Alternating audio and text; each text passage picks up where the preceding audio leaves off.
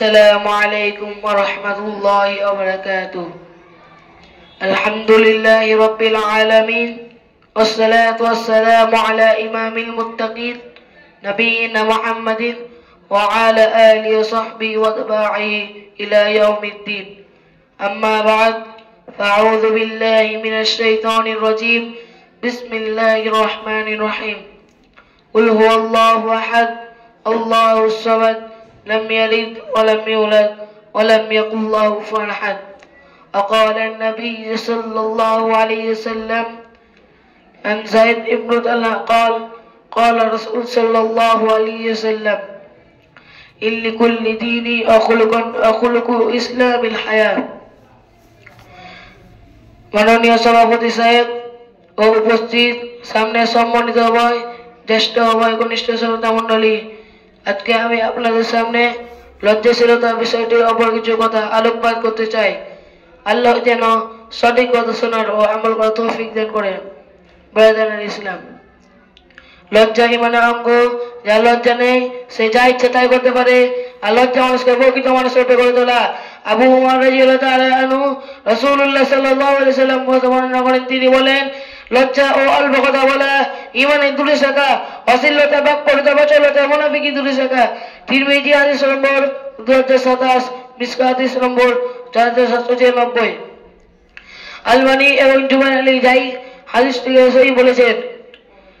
عن زيد بن طلحة قال قال الرسول صلى الله عليه وسلم إن لكل دين خلقا إسلام الحياة. زيد بن طلحة আনহু বলেন, রাসূলুল্লাহ সাল্লাল্লাহু আলাইহি ওয়াসাল্লাম বলেছেন, প্রত্যেক দিনের একটি বিশেষত্ব রয়েছে, আর দ্বীন ইসলামের বিশেষত্ব হলো লজ্জাশীলতা। মুআত্তা মালিক ৭৭ নম্বর 2027, মিশকাত হাদিস 2732, মিশকাত হাদিস নম্বর 5090। আলবানী হাদিসটি সহিহ বলেছেন, কিন্তু জুবাইর আলী যায়িফ বলেছেন মুরসাল সূত্রে। আনাস রাদিয়াল্লাহু তাআলা আনহু বলেন, রাসূলুল্লাহ সাল্লাল্লাহু আলাইহি ওয়াসাল্লাম বলেছেন, নির্লজ্জতা কোন জিনিসের মধ্যে থাকলে তাকে ত্রুটিপূর্ণ করে, আল্লাহ জগতে কোন জিনিসের মধ্যে থাকলে তাকে শ্রীবৃদ্ধি করে। সহিহ তারগীব হাদিস নম্বর 2635। আবু হুরায়রা রাদিয়াল্লাহু তাআলা আনহু বলেন, রাসূল সাল্লাল্লাহু আলাইহি ওয়াসাল্লাম বলেছেন, লজ্জা ইমানের অঙ্গ, আর ইমানের স্থান জান্নাত। ওয়াক্কারতে নির্লজ্জতা দুশ্চরিত্রের অঙ্গ, আর দুশ্চরিত্রের স্থান জান্নাত। আহমদ, তিরমিজি বঙ্গানুবাদ হাদিস, মিশকাত হাদিস 5077। আলবানী এবং জুবাইর আলী যাই হাদিসটিকে হাসান বলেছেন। উপরোক্ত হাদিসে প্রমাণিত হয়েছে লজ্জাশীলতা ও ঈমান অঙ্গাঙ্গিভাবে জড়িত। যার লজ্জা নেই তার ঈমান নেই, আর যার ঈমান নেই তার স্থান জাহান্নাম। অপরপক্ষে লজ্জার মাস পশুতুল্য। বর্তমানে নারী পুরুষ লজ্জায় নেমে উঠেছে নিজেদের ইজ্জত ও আবরু করে রাখার প্রতিযোগিতায় যেন তারা লিপ্ত হয়েছে। পুরুষের চেয়ে নারীরা অধিকতর খোলামেলা পোশাক পরিধান করে চলাফেরা করছে, তার পরিণত হচ্ছে ধর্ষণ, অপহরণ ইত্যাদি। এসব পরিণয় থেকে আমাদের স্ত্রী কন্যাদের শালীন পোশাক পরিয়ে পাশাপাশি যথাযথ পর্দা রাখা একান্ত আবশ্যক।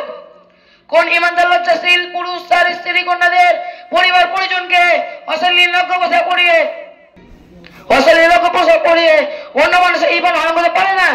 কুফার বিন আয়েশা রাদিয়াল্লাহু আনহা বলেন, আমরা রাসূল সাল্লাল্লাহু আলাইহি ওয়াসাল্লামের সাথে ছিলাম, তার নিকটে লজ্জাশীলতার কথা উল্লেখ করা হলো। সাহাবায়ে কেরাম বললেন, হে আল্লাহর রাসূল সাল্লাল্লাহু আলাইহি ওয়াসাল্লাম, লজ্জাশীলতার দিনের অংশ। রাসূলুল্লাহ সাল্লাল্লাহু আলাইহি ওয়াসাল্লাম বললেন, বংশের লজ্জাটা হচ্ছে পুণ্যের প্রতীক। আবু হুরায়রা রাদিয়াল্লাহু তাআলা আনহু বলেন, রাসূলুল্লাহ সাল্লাল্লাহু আলাইহি ওয়াসাল্লাম বলেছেন, ইমানের 70 অধিক শাখা রয়েছে, তার মধ্যে সর্বোত্তম হলো আল্লাহর ব্যতীত যা কোনো উপাস্য নেই। একথা বলা ইসলাম হলো সর্বনিম্ন অবস্থায় কষ্ট এবং গ্রহণ করা আল্লাহর জন্য ইমানের একটি শাখা। বুখারী, মুসলিম, মিশকাত ছয় ঈমান অধ্যায়।